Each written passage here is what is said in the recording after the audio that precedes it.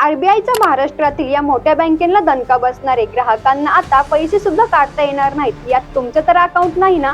त्यासाठी हा रिपोर्ट नक्की पहा। नमस्कार, मी अक्षदा। आरबीआय अर्थातच रिझर्व्ह बँक ऑफ इंडियाने महाराष्ट्रातील एका मोठ्या बँकेवर कारवाई केली आहे। खरे तर गेल्या काही महिन्यात आरबीआयने अनेक बँकांवर कारवाई केली। यातील काही बँकांवर दंडात्मक कारवाई केली असून काही बँकांचे लायसन्स सुद्धा रद्द केले आहेत। अशातच आता आरबीआयने राज्यातील मुंबईत स्थित न्यू इंडियन कोऑपरेटिव्ह बँकेवर मोठी कारवाई केली आहे। या कारवाईनुसार बँकेच्या ग्राहकांना बचत चालू खात्यातून किंवा कोणत्याही प्रकारच्या ठेवीतून पैसे काढता येणार नाहीत। तसेच बँकेला नवीन कर्जही देण्यास बंदी घालण्यात आली आहे। यामुळे ग्राहकांमध्ये सध्या भीतीचे वातावरण असून इकॉनॉमिक टाइम्सच्या अहवालानुसार या बँकेत मार्च 2024 अखेरपर्यंत 2436 कोटी रुपये जमा होते। आरबीआयच्या नियमानुसार जमाकर्त्यांना 5 लाख रुपयांपर्यंत विमा संरक्षणाचा लाभ मिळेल आणि त्यांनी आपले दावे बँकेत जमा करावेत असे सांगण्यात आले आहे।